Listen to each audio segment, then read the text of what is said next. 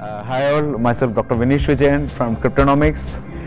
Today we have a very amazing, young and dynamic personality whom I saw just now in the stage in World Blockchain Summit in Bangkok. And he was explaining about a very innovative concept where he has mixed up many solutions in the blockchain space.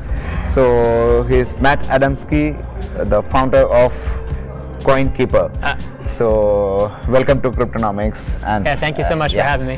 Yeah, so can you just give a brief idea about what is the project and what all are the things which you're coming up with? Yeah, sure. So I'd like to briefly just introduce you to CoinKeeper itself. Yeah. So CoinKeeper is an exchange, and it's designed to make blockchain simple. For a lot of startups, it's a little daunting when you first start. You don't really know how to get into the space. Yeah. And we wanted to make it simple and easy for them to get started all the way from the launch of their token to the exchange. So there's a few ways that we do that, and that's token creation, right? Simple and easy on our platform. It takes less than 5 minutes. From there, we have ICO or IEO, and now we're coming out with an NCO, which is a nonprofit coin offering, and this will only be used for donation-based projects, like Bloodbook. Yeah. We have lending services, as well as insurance for investors. And how I think that separates us is because in this day and age, everyone knows that there's always risk involved in investment, and we try to minimize it as much as we possibly can. You can never eliminate the risk, Of course. but you can also help out in some degree. So we have a platform where when you invest, let's say the project is covering 50%, we will hold on to 50% of your initial investment. If the company does happen to go belly up, God forbid, you get that 50% back through us to make sure that you're not going to get scammed out of all of your money, right? We have a team in-house that evaluates each project to make sure that we assess the level of risk. Again, we're not saying it's eliminated. It is just helping Reduced, investors, yeah. right? But where we do stand out is we have a large affiliate network. People ask me all the time, why do you have an affiliate network partnered with a blockchain-based exchange, right? It doesn't seem like a very normal thing, but it actually helps out a lot with startups because a lot of times they don't know where to go to promote to get the global coverage. And if you have a large network of thousands of publishers around the world, you know, if you're a fitness app and you want to get promoted in Europe, you tell me exactly what you need, whether it's user acquisition.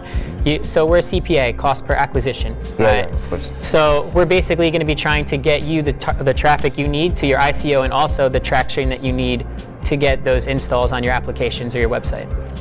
Cool.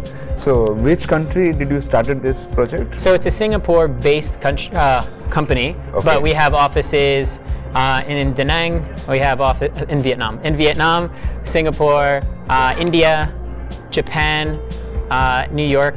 That's basically me. The office is essentially me. But yeah, so we're always growing. We're scaling the business right now. We're opening up new places. Okay. How long you have been working in this particular project? About a year.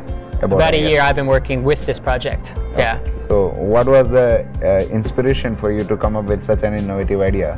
So the ideas aren't just me, you know, I have a team that comes up with ideas. I'm always open for, you know, the inspiration of others. You know, I'm not the type of person that needs to have the things done just by me. I'm always open to suggestions. Of course. And that's why when I met Tina, the CEO of Bloodbook, the founder of Bloodbook, even though it wasn't our direct project, it's something that I felt like the world needed to see because it could make a big impact. Of course, it is a really innovative idea, like Bloodbook, where people can donate blood and find out the right blood type, type in the particular geographic location. So which is really difficult because I have also experienced it when my brother had some accident and all. Oh, wow. So we were just calling people like, do you know this particular blood bank? So we are limited to few of the people. Then that panic stage, we don't even remember all those people. But we have an app like this where we can find any random person. So that's a very cool feature. For sure. And it's not like we're trying to get your data either. You just create a username, blood type, basic medical information, and your location, so we can contact you if someone in your area needs your help, right? And this would be great for you too if you were ever in that situation. But it's more than that too, because we want to create a community where people can come together to help one another. So how is the commercial thing involved in this blood donation thing? The commercial? You mean like the blockchain technology? Is that what you're talking about? When this blood donation is being done, so is it being charged by somebody? No, this is just a straight up nonprofit. This is just for people to get connected. When you go to the individual hospital, if there's costs that need to happen, that's not on us. We are just connecting you with Of the course. blood that you need in your area. You know. The community itself, though, we're trying to build a social network for people to lift each other up, to get health advice, maybe diets, routines that they can do to get themselves healthy. If they're going through a particular medical issue like cancer, people can inspire them saying like how they've overcome it. We just want to, for once, we want a social network that is sole purpose is just to help and benefit and lift people up without having any ulterior motives. Okay. So, like, you mean to say that in the initial stage, apart from this, the building up of community and having traffic in your platform, you are not planning to have any commercial benefit from this? Yeah, we're not. Yeah, like when we came up with this project, well, when Tina came up with this project, it wasn't about like monetizing the project. It's just Yeah. about making the world a better place, I guess course. you can say. Yeah.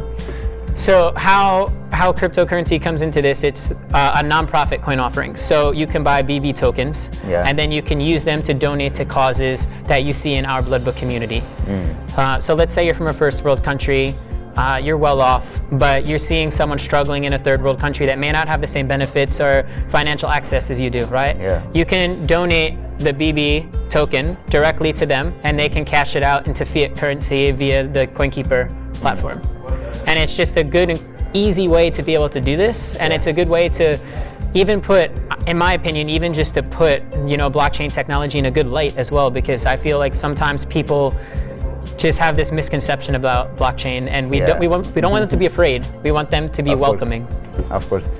So it is an innovative idea because like I've not seen these type of collaborated ideas put together in a single platforms Yeah. where you have a noble cause also involved in it for humanity. Yeah. So I wish you all the best for your project. Yeah. So your final message, anything for our Cryptonomics audience, if you would like to give it. I just want to thank you for this time. This is an incredible event. You're incredible as well. The community here is awesome. Thank you guys so much for listening. Yeah. Wish you all the best. Thanks a lot. Thanks. Bye. Bye.